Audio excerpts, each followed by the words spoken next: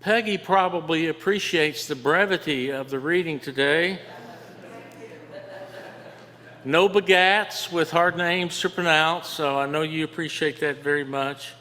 The liturgist at the 8:30 service did as well. It simply says, "Blessed are the peacemakers, for they will be called children of God." That's the New Revised Standard Version translation. The Common English Bible translation puts it this way: "Happy are people who make peace, because they will be called God's children." Only one verse in both translations. It seems pretty cut and dry. Peace, not war. I'm sure that we all prefer peace over war. I've heard it said that soldiers who have fought in battle more than any group want peace because they have seen it up close. Henley Barnett was longtime professor of ethics at my alma mater, Southern Baptist Theological Seminary in Louisville, Kentucky. Henley's wife, Helen, was a teacher in the Jefferson County Public School System. Louisville is the county seat town of Jefferson County. They had a son, John, who chose to serve in the United States Air Force during the Vietnam War.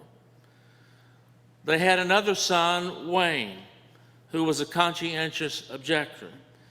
He moved to Sweden to escape the draft. John and Wayne were brought up in the same church. They were baptized. They attended Sunday school. They had been in the youth group in their church. They were deeply committed followers of Jesus, yet they obviously had very different views with regard to the Vietnam War. And although Henley and Helen opposed the war, they supported each of their sons and their decisions. The story of Wayne and his conscientious objector status hit the Louisville newspaper and eventually the New York Times. The day after it hit the Louisville newspaper, Helen went to work.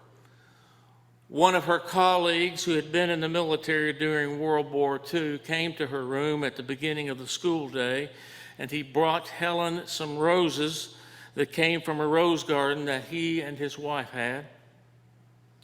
Another colleague came to the room and simply gave her a hug, saying, "I thought you might need this today." She had taught both John and Wayne. Other colleagues showed her support even when they didn't agree with Wayne's decision or Wayne's parents' perspective on the war. Helen's colleagues supported her and her family because they knew them. This shows the importance of getting to know those with whom we disagree. Henley also received support from his colleagues at the seminary. On the other hand, the switchboard lit up at the seminary. Irate pastors and lay people were calling for Henley's resignation. I point out that Henley's stances in support of civil rights probably added to the calls for his resignation. Among other things, he was instrumental in having Martin Luther King Jr. on campus during his tenure. The Barnetts also received threatening phone calls. Of course, we can't endorse threatening phone calls, nor the call for Henley's resignation. But we can say that the fact that good people can be on different sides of issues, including the issue of war, points to the complexity of war. Of course, Jesus was a peacemaker, and we are called to be so. But does this mean that we are obligated to oppose war no matter the circumstances? What about what is going on between Russia and Ukraine? Should the U.S. continue to support Ukraine with weapons? It's complex for followers of Jesus and those of other religions and those of no religion for that matter. Some of us may think the U.S. should, and some of us may think the U.S. should not. Some of us may be ambivalent about it. How does our faith commitment inform our thinking and feelings about war?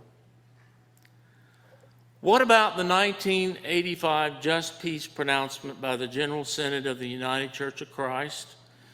that declared the UCC a just peace church, and the 2015 resolution of the General Synod that reaffirmed the pronouncement.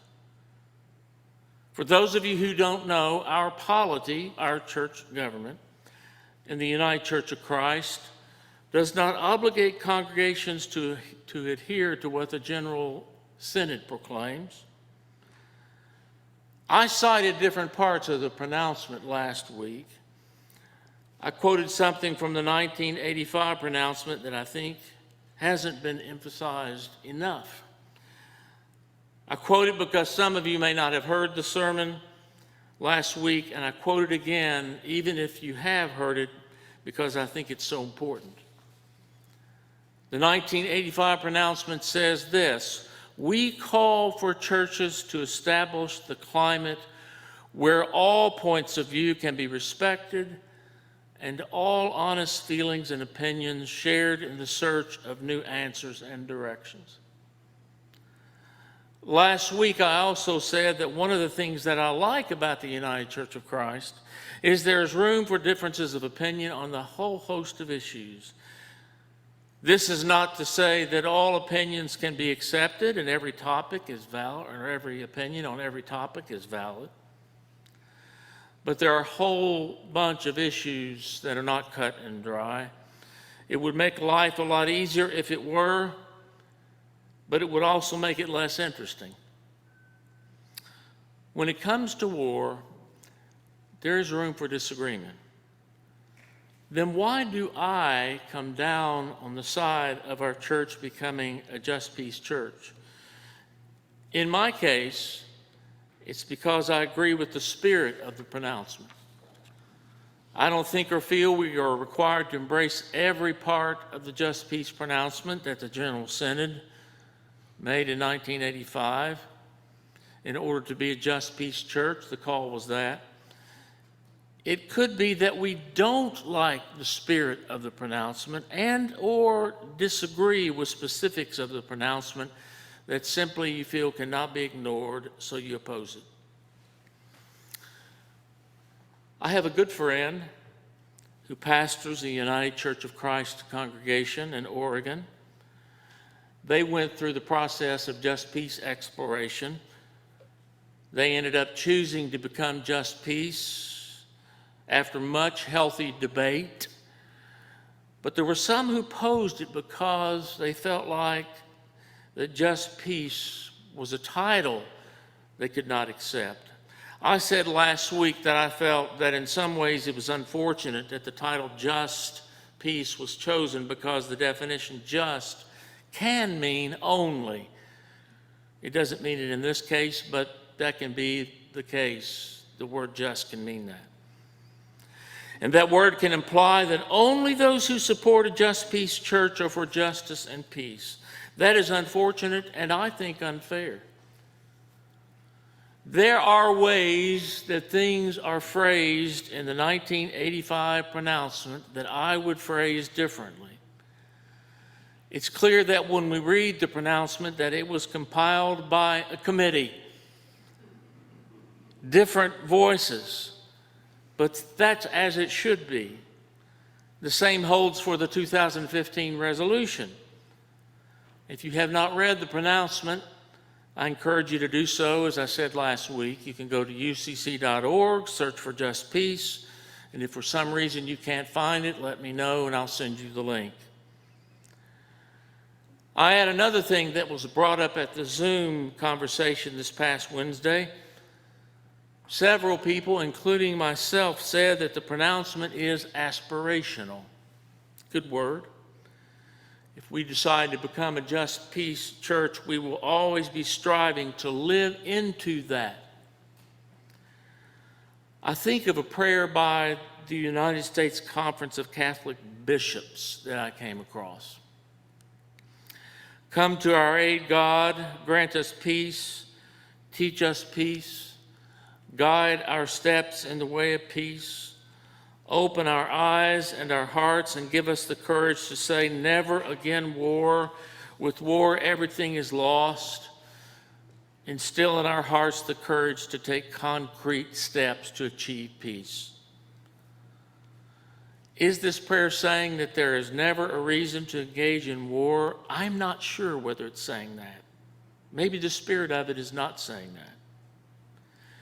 I think the hope of the prayer is that there will be a time when there will be no war, and the hope of the prayer is that leaders of all nations will somehow, it's idealistic, but will somehow decide to put down weapons. This can be the hope that we all have. How this can happen is subject to debate, but it is a hope. In this sense, once again, it is aspirational. It's similar to trying to live into the words of our scripture reading today. Blessed are the peacemakers. Are we peacemakers? Yes and no. It's like what I said about Maya Angelou recently. She was asked by someone, "Are you a Christian?" And she said, "You mean already?" We have never fully arrived. There is always more to learn, and there's always more action that we can take. I know that I have more to learn and more action that I need to take. There's something else that is important to note, I believe. It has been advertised in the e-newsletter. It is in the brochure that has been emailed to you if you are on the church's email list. And if you aren't, let me know. If you are in the sanctuary and haven't picked up a brochure, be sure to do that today. It's available back here on the table. What has been advertised in the e-newsletter and in the special emails and in the brochure is that a covenant statement is being crafted by a member of our committee, the Peace Exploration Committee. The information that has been received from those of you who have or will attend one of the gatherings has been taken into consideration or is being taken into consideration in the drafting of the statement. It will be tweaked by the full committee. It will be brought before the congregation on Sunday, April 23rd for your input. It will be tweaked accordingly by the committee, and the final draft will be brought to the congregation on May the 7th to be voted on. If the statement is approved, we will be declaring ourselves just peace. If the statement is not approved, this means that we will, at this juncture in our history, have decided not to declare ourselves such. I add that the statement will be unique to us and who we are at Central. Each congregation in the United Church of Christ that is just peace has its own covenant statement, which is unique to them. It reflects their identity.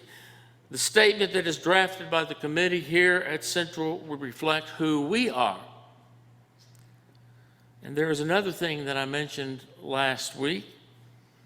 If we approve the covenant statement, it will not simply be something on paper that we can shelve and say, now we are justice makers and peacemakers. Hopefully it will prepare us into more action, and it will be something at which we can look as we decide with regard to particular actions and issues. In other words, it will be something that we consult as we consider whether or not we should take a certain course of action. I hope that you agree that in this sermon I have tried to be fair in my assessment while also expressing how I feel about my considerations. I hope you do not feel that I've been wishy-washy, and also a risk of trying to articulate some of the positions of different opinions is that I don't articulate them accurately. Another issue is that the preacher can frustrate those on all sides of the issue. But I've shared with you the way that I have because I want to be fair and I want to be reasoned in my statements. And I have done so because the people of Central can agree to disagree. This is true regardless of where we may come down or against declaring ourselves just peace. I believe that all of us here today, online, others who aren't here or online today, are people of goodwill who want what is best for our church. And I am truly thankful for that.